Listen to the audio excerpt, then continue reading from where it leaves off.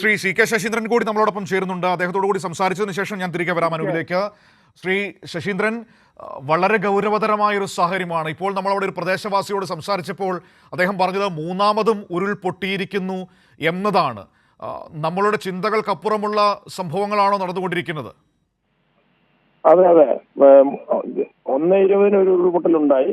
അതിനുശേഷം വീണ്ടും ഉണ്ടായി. ഇപ്പൊ കുറച്ച് മുമ്പ് വീണ്ടും ഉണ്ടായി. ഞങ്ങൾക്ക് ഉൾപ്പെടെയുള്ള ആൾക്കാർ ഈ സ്ഥലത്ത് എത്തിയിട്ടുണ്ട്. ഞങ്ങൾ 4 മണിക്ക് തന്നെ ഇവിടെ എത്തി. പക്ഷെ ഒന്നും ചെയ്യാൻ കഴിയുന്നില്ല. ഒരു പാലം പൂർണ്ണമായിട്ട് തകർന്നു പോയി.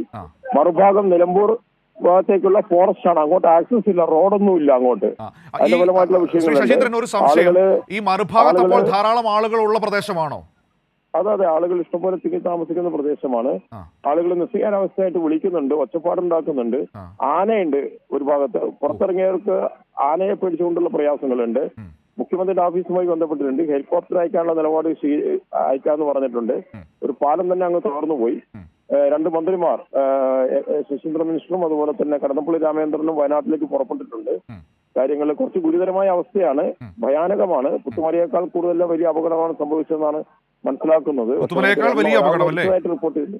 ഒരാൾ മരിച്ചതായിട്ട് ഇപ്പം റിപ്പോർട്ട് ചെയ്തിട്ടുണ്ട്. 2 പേരുടെ മൃതദേഹം കിട്ടിയെന്നാണ് ഇപ്പോൾ ഒരു സങ്കടകരമായ വിവരം നമ്മുടെ മുൻപിലേക്ക് വരുന്നത്. അതെ. അപ്പൊ എന്തൊക്കെയാണ് സംഭവിച്ചുകൊണ്ടിരിക്കുന്നത്? ഏതായാലും വലിയ ദുരന്തമാണ്. എത്ര പേർക്ക് അപകടം സംഭവിച്ചു, എത്ര പേർ നിസ്സഹരായിട്ട് കുടുങ്ങിക്കിടപ്പുണ്ട് എന്നുള്ളതൊക്കെ നമ്മുടെ രക്ഷാപ്രവർത്തനം ഈ സാധ്യമായ രീതിയിൽ നമ്മൾ ഇപ്പോൾ എങ്ങനെയാണ് മുന്നോട്ട് കൊണ്ടുപോകുന്നത്? എല്ലാ സംവിധാനങ്ങളും അവിടെ എത്തിയിട്ടുണ്ട്. പോലീസ് ഉണ്ട്, ഫയർഫോഴ്സ് ഉണ്ട്. ഇതൊക്കെ ഏകോപിപ്പിക്കുന്നതിന് വേണ്ടി കലക്ടറും SP ഒക്കെ സ്ഥലത്തുണ്ട്, മറ്റു ആൾക്കാരും സ്ഥലത്തുണ്ട്. എല്ലാം ഏകോപിച്ചുകൊണ്ട് കാര്യങ്ങൾ ചെയ്യുന്നുണ്ട്. പക്ഷെ അങ്ങോട്ട് എത്തിപ്പെടാനുള്ള ഭയങ്കരമായിട്ടുള്ള ബുദ്ധിമുട്ടുള്ളത് കൊണ്ട് തന്നെ അങ്ങോട്ട് പോകാൻ ഒരു സമയത്ത് ഞങ്ങളെല്ലാം ശ്രമിച്ചപ്പോൾ വീണ്ടും വലിയ മലവെള്ളപ്പാച്ചിലുണ്ടായി. എല്ലാവരും ഓടി ഇങ്ങോട്ട് വന്നു. വീണ്ടും ഇപ്പൊ അങ്ങോട്ട് പോകാൻ നോക്കുകയാണ്. ഈ ഹെലികോപ്റ്റർ അയക്കുന്നതിനുള്ള നടപടികൾ തുടങ്ങിയിട്ടുണ്ടോ? ആവശ്യമായ കാര്യങ്ങൾ ചെയ്യാമെന്ന് മുഖ്യമന്ത്രിയുടെ ഓഫീസ് അറിയിച്ചിട്ടുണ്ട്. ഒരു കാര്യം കൂടി, ഇപ്പോൾ റവന്യൂ മന്ത്രി സംസാരിച്ചപ്പോൾ പറഞ്ഞൊരു കാര്യം, ഈ റോപ്പ് കെട്ടി NDRF സംഘത്തിന് അപ്പുറത്തേക്ക് പോകാൻ പറ്റുമോ എന്ന് പരിശോധിക്കുന്നുണ്ട് എന്നാണ്. ആ പരിശ്രമം നടത്തിക്കൊണ്ടിരിക്കുകയാണ്. NDF അപ്പുറത്തേക്ക് പോകാൻ ഉള്ള ശ്രമം നടത്തിക്കൊണ്ടിരിക്കുകയാണ്. ആ സ്പോട്ടിലേക്ക് എത്താൻ ഞങ്ങൾക്കൊക്കെ കുറച്ച് ബുദ്ധിമുട്ടുണ്ട്. പോകാൻ അനുവദിക്കുന്നുമില്ല ആളുകൾ. അങ്ങോട്ട് പോരുത് എന്ന് പറഞ്ഞിട്ട് എങ്ങനെയാണ് അങ്ങോട്ട് പോകാൻ നോക്കുകയാണ്. ശരി.